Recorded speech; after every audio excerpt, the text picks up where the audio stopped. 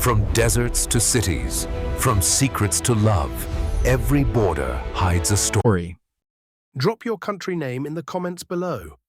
Don't forget to subscribe, you won't believe what happens next. The ship lurched hard to starboard and Maya's champagne glass flew from her hand. She grabbed the railing, but her fingers slipped on the wet metal. The Pacific Ocean tilted sideways as her body went over the edge. Cold water slammed into her like concrete. Salt burned her throat as she gasped and choked. The cruise ship's massive hull groaned above her, its propellers churning white foam 20 meters away. She kicked hard, breaking the surface just as the stern swept past. Red and white lights disappeared into the darkness. Maya screamed, but the wind tore the sound away. She treaded water and spun in circles, nothing but black ocean in every direction. The ship was already gone. Her mother Priya would still be in the cabin. She had complained about a headache after dinner and gone to bed early while Maya attended the midnight deck party. Maya had stepped away for air, walked to the quiet side of the ship, and then the rogue wave hit. Pain shot through Maya's left leg. She looked down but saw only darkness. When she touched her calf, her fingers came back sticky. Blood. She must have hit something during the fall. A fin cut through the water 3 meters away. Maya's heart stopped. Fin circled once, twice, then disappeared beneath the surface. She forced herself to stay still, even though every instinct screamed to thrash and swim. Her father had taught her that before he died. Sharks sense panic through vibration. Stay calm or die. The fin emerged again, closer now. Then another one appeared on her right side. She floated on her back and breathed slowly through her nose. The technique her yoga teacher in Mumbai had drilled into her. Find your center, control your body. Her leg throbbed with each heartbeat, and she knew the blood was drawing them closer. A dark shape brushed against her injured leg. Maya bit down on her tongue to keep from screaming. Copper taste filled her mouth. The shape circled underneath, and she felt the rough texture of shark skin scrape her ankle. Then she saw it, a small dot of light on the horizon. An island, maybe, or another ship. Too far to swim, but it gave her something to focus on. She started a slow, steady side stroke, keeping her injured leg as still as possible. The fins followed. On the ship, Priya woke to pounding on the cabin door. She stumbled out of bed and checked her phone. 3 in the morning. The pounding continued. She opened the door to find a young steward with sweat on his forehead. He asked if her daughter was inside. Priya felt her stomach drop even before she looked at Maya's empty bed. The steward explained that someone saw a woman go overboard. Security footage showed Maya at the railing seconds before the wave hit. The ship had already turned around, but they had been searching for 40 minutes with no sign. Priya pushed past him and ran down the corridor in her nightgown. Other passengers stared as she raced to the main deck. Crew members in orange vests swept searchlights across the black water. The captain stood near the bridge, speaking rapidly into a radio. Priya grabbed his arm and demanded to know what they were doing to find her daughter. The captain's face was grim. He explained they had contacted the Coast Guard and nearby vessels. They were doing everything possible, but the ocean was vast and the current strong. She wanted to scream at him, wanted to tell him that Maya was her only child, that they had just lost Maya's father to cancer 6 months ago, that this cruise was supposed to help them heal. Instead, she gripped the railing and stared at the water until her eyes burned. One of the Indian aunties from the party approached and wrapped a shawl around Priya's shoulders. The woman said nothing, just stood beside her. It was the Indian way. Presence mattered more than words during crisis, but Priya did not want presence. She wanted her daughter. Maya's arms burned with exhaustion. She had been swimming for hours, and the light she was following seemed no closer. Her injured leg had gone numb, which terrified her more than the pain. The shark still circled, but had not attacked. Perhaps they were being cautious. Perhaps they were simply waiting. Dawn broke across the horizon in shades of pink and gold. Maya could finally see her surroundings, endless ocean in every direction except forward. The light she had been following was not a ship. It was sunlight reflecting off something white. As she drew closer, she realized it was sand. A beach. A small island rose from the water like a green jewel. She kicked harder despite her exhaustion. The sharks grew more aggressive as she approached shallow water. One bumped her hard from below, testing her. Another swam directly at her face before veering away at the last second. The beach was 50 meters away, 40, 30. She could see individual palm trees now, rocky outcrops on either side of a small bay. The water grew lighter in color as it became shallower. A shark struck her injured leg. Pain exploded through her body and she screamed. She thrashed toward shore, abandoning all caution. Another shark hit her from the side, jaws closing on her life vest. The fabric tore and she felt teeth scrape her ribs. Her feet touched bottom. She stumbled forward through waist-deep water, then knee-deep. The sharks could not follow into water this shallow. They circled just beyond the break line, frustrated and hungry. Maya collapsed on the sand. Blood soaked her left leg from hip to ankle. Her life vest hung in tatters. Bruises covered her arms and torso. She tried to stand, but her leg buckled. She crawled instead, pulling herself up the beach toward the tree line. Behind her, the sharks waited. What would you do if you were stranded like Maya?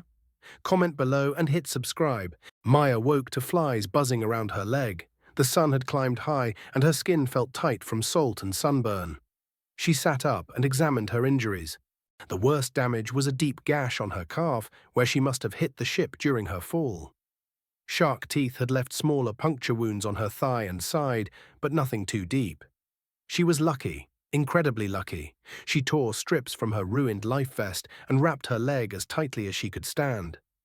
The bleeding had mostly stopped, but infection was now the enemy.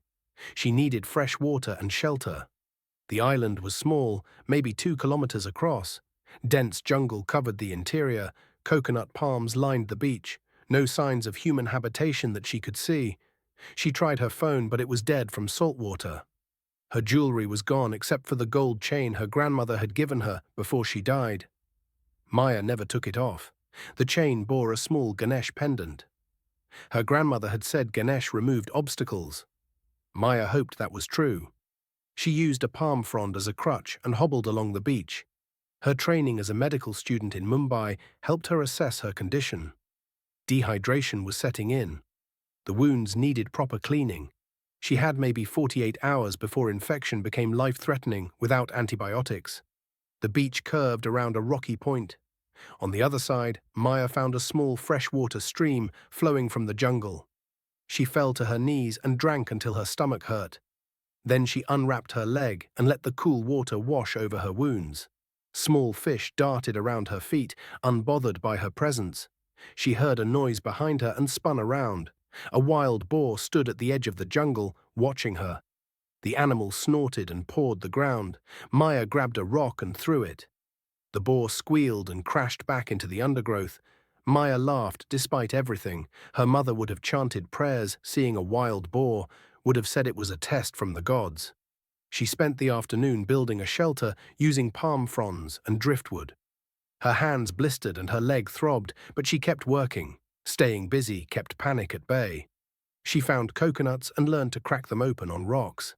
The meat and water inside would keep her alive. As sunset approached, Maya heard a sound that made her blood freeze. A boat engine. She scrambled from her shelter and ran down the beach, waving her arms and screaming. A small fishing vessel passed maybe half a kilometer offshore.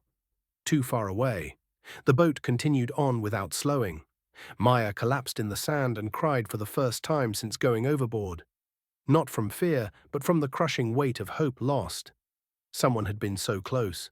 She wiped her eyes and looked at the Ganesh pendant around her neck. "Remove obstacles," grandmother had said. Maya touched the tiny elephant god and whispered a prayer. Not because she suddenly believed, but because her grandmother had believed. And right now, Maya needed any help she could get. Priya sat in the ship's conference room, surrounded by Coast Guard officials and cruise line executives. They had been searching for 36 hours. The official rescue mission would end at sunset. After that, they would classify Maya as lost at sea. The words felt obscene. Lost, as if Maya were a set of keys or a wallet. Her daughter was out there somewhere. Priya knew it in her bones the way mothers always know. A Coast Guard officer explained the ocean currents in the area. He said if Maya survived the initial fall, she likely drifted southwest toward a chain of small islands. Several of these islands were uninhabited. They had dispatched search planes but found nothing so far. Priya studied the map he showed her. 7 islands in the search zone. The officer tapped 3 of them. These were the most likely candidates based on currents and wind patterns. But he warned her that the chances of survival were extremely low. The sharks in this region were aggressive. The islands had no food or fresh water sources on most of them. One of the cruise line executives started talking about compensation and liability. Priya slammed her hand on the table so hard the man jumped. She told him she did not care about money. She cared about finding her daughter. The executive nodded quickly and went quiet. An Indian family from the ship had been sitting vigil with Priya. The father now stood and addressed the Coast Guard officer. He offered to hire a private search team. Money was no object. His company operated shipping routes through this area. He had contacts, resources. Priya had barely spoken to this family before the accident. They were wealthy. She and Maya were not. But this was how the Indian community worked. In times of crisis, class differences disappeared. Everyone became family. The Coast Guard officer looked uncomfortable. He explained that private searches could interfere with official operations. But his tone suggested he knew the official search was ending. After sunset, private help would be all Priya had left. She thanked the family and asked what they needed from her. The father said just Maya's photo and any information about her skills and experience. He pulled out his phone and started making calls. Within an hour, he had arranged for 3 boats and a helicopter to begin searching at dawn. Priya returned to the deck as the sun touched the horizon. The ship's crew had stopped their active search, spotlights switched off one by one. Other passengers resumed their vacation activities as if nothing had happened. She heard laughter from the pool deck, smelled dinner cooking in the restaurants. Life continued, except hers had stopped the moment Maya went over the railing. The Indian auntie who had stood with her that first night appeared again. She carried 2 cups of chai and handed one to Priya. The women drank in silence and watched the sun disappear. The auntie finally spoke. She said her own daughter had survived a tsunami 15 years ago. Everyone thought the girl was dead. They had already begun mourning rituals, but she walked out of the jungle 3 days later. Priya asked how she managed not knowing, how she survived the waiting. The auntie smiled sadly and said she had no choice. When you are a mother, you simply endure. You carry the hope even when it becomes too heavy. Because the moment you stop hoping is the moment you lose them forever. Priya sipped her chai and tasted cardamom and clove. Her own mother used to make it exactly this way. She looked at the dark ocean and thought about Maya out there somewhere. Her brilliant daughter who wanted to be a surgeon, who loved spicy biryani and terrible Bollywood movies, who had her father's sense of humor and her grandmother's stubbornness. Maya was alive. She had to be. Priya would feel it if she were gone. Some connection would break inside her. But she felt nothing except fear and determination. She would not stop searching, even if it took months, even if it took years. She would find her daughter or die trying. Maya's fever spiked on the 3rd day. Her leg had swollen to twice its normal size, and red streaks climbed toward her hip. She knew what that meant. The infection was spreading. Without treatment, she had maybe 24 hours left. She lay in her shelter and drifted in and out of consciousness. In her dreams, she saw her father. He sat beside her and they talked about everything and nothing the way they used to. He told her not to give up, said her mother needed her. Maya cried and told him she was trying, but her body was failing. When she woke, the sun was setting. Or rising, she could not tell anymore. Time had become fluid. She thought she heard a helicopter, but decided it was hallucination. The sound faded and she closed her eyes again. Her grandmother appeared next to her father in the dreams. The old woman scolded her for being stubborn, said that sometimes you had to let go of control and trust the universe. Maya laughed. Even in dreams, her grandmother was giving unsolicited advice. That was the Indian way. Family never stopped interfering even after death. But maybe that was not a bad thing. Maybe connection mattered more than independence. Her mother's rituals and prayers were not denial of reality. They were tools for surviving reality. Maya touched the Ganesh pendant and felt its familiar weight. Remove obstacles.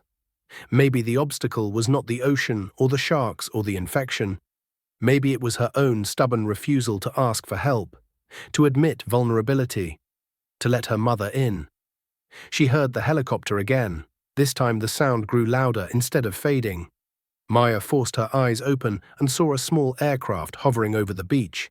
Rotors kicked up sand and palm fronds. A man in an orange jumpsuit rappelled down on a cable.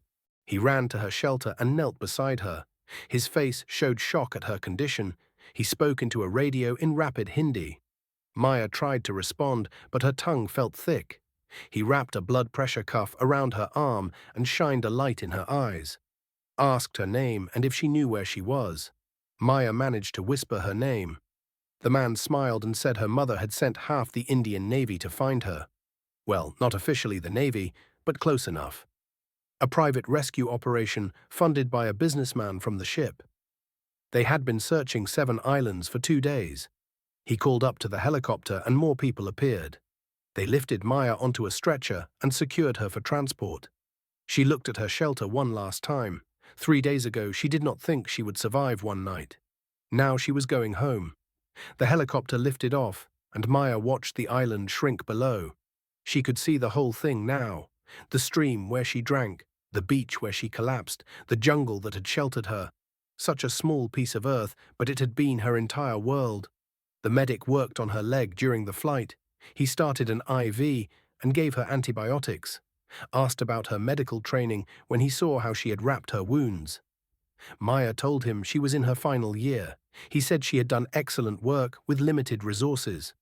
The wrapping probably saved her life by slowing the infection. 20 minutes later, the helicopter landed on a ship deck. Not the cruise ship, a Coast Guard vessel. People in uniforms rushed toward her with medical equipment. But Maya only saw one person. Priya pushed through the crowd and grabbed Maya's hand. Her mother's face was thinner than 3 days ago. Dark circles ringed her eyes, but she smiled through tears and told Maya she knew. She knew her daughter was alive, could feel it in her heart the whole time. Maya squeezed her mother's hand and tried to speak. Priya shushed her, said there would be time for talking later. Right now, Maya needed to rest. Let the doctors work. Stop trying to be strong every single second. Maya nodded and let herself relax for the first time in 3 days. She watched her mother walk beside the stretcher as they carried her inside. Priya's lips moved in silent prayer, thanking Ganesh or Shiva or whoever she believed had protected Maya, making promises about what she would offer at the temple when they returned home. Maya did not believe the gods had saved her. She believed luck and training and stubborn determination had saved her. But she also believed her mother's prayers had mattered. Not because they reached heaven, but because they gave Priya strength to keep searching, to organize a rescue, to refuse to give up. Culture was like that. It gave people frameworks for hope, reasons to persevere even when logic said to stop. Maya's scientific mind could explain the evolutionary advantage of that. But her heart just appreciated having a mother who loved her enough to move mountains. 2 weeks later, Maya stood on the deck of a different cruise ship. Same route, same ocean, different perspective. Her leg was healing well. The doctors said she would have an impressive scar, but full mobility. No permanent damage except in her dreams where sharks still circled. Priya stood beside her at the railing. They watched the sunset paint the sky orange and purple. Maya had insisted on completing the cruise despite her mother's protests. She needed to reclaim this experience, turn it from trauma into something else, proof that she could survive anything. But she was not doing it alone anymore. That was the difference. Priya's hand rested on her shoulder. The Indian family who funded the rescue had joined them for dinner the night before. They treated Maya like a hero instead of a victim, told stories about their own close calls and narrow escapes, made her laugh instead of cry. Maya had learned something on that island. Independence was overrated. Connection mattered more. She still believed in science and evidence and rational thinking. But she also believed in community and tradition and the power of people refusing to abandon each other. Her grandmother's pendant hung around her neck. Maya touched it and thought about obstacles. She had faced the ocean and sharks and infection, but the biggest obstacle had been her own isolation. Her belief that asking for help meant weakness. The pendant felt warm against her skin. Maybe that was just body heat, or maybe it was something else. Maya did not need to decide. Some mysteries did not require explanation. Some things you just accepted. Priya asked if she was ready to go back inside. The dinner service was starting. Maya shook her head, said she wanted to watch the stars come out. Her mother nodded, and they stood together in comfortable silence. The ocean stretched endless and dark before them. Maya had been down there in those black waters, had felt its power and terror, but she had also felt its strange beauty. The way moonlight reflected on the surface, the coolness that soothed her burns. A shooting star streaked across the sky. Priya gasped and closed her eyes to make a wish. Maya smiled and did the same. She did not wish for safety or success or any single thing. She wished for presence, the ability to show up fully for whatever came next, to let people in, to honor her culture while building her future. When she opened her eyes, her mother was watching her. Priya asked what she wished for. Maya said she could not tell or it would not come true. That was the rule. Priya laughed and said rules were meant to be broken sometimes. That was the difference between Indian culture and Western culture. The West valued rule following. India valued relationship. Sometimes you broke rules to preserve connection. Maya thought about that, about all the ways her mother's culture had saved her. The community that organized the rescue, the businessman who funded it, the auntie who brought chai and comfort, the rituals that gave her mother strength to keep hoping. She told Priya she was grateful for everything, for the rescue and the support and even the stubborn refusal to give up, for being the kind of mother who would search 7 islands to find her daughter. Priya pulled her close and they stood together watching the stars emerge. Below them, the ocean whispered against the hull. Above them, the universe sprawled infinite and mysterious. And between them, a connection that had survived doubt and distance and 3 days lost in the deep. Maya pressed her face into her mother's shoulder and felt something loosen in her chest. The grief she had been carrying since her father died, the fear from her ordeal, the isolation she had built around herself, all of it began to dissolve. She was not alone. She had never been alone. Family and culture and community had always surrounded her. She just needed to stop running long enough to see it. The stars wheeled overhead, the ship sailed on, and Maya began the long journey toward healing. Not just her body, but her heart. Not by forgetting what happened, but by integrating it into her story, letting it change her in ways that mattered. She touched the Ganesh pendant one last time and whispered thanks. To her grandmother, to her mother, to everyone who refused to let her disappear into the darkness. She had been lost overboard, but they had found her, and now she was finally finding herself. What did you think of Maya's journey? Drop your country in the comments and subscribe for more incredible survival stories. Share this with someone who needs to hear about the power of never giving up.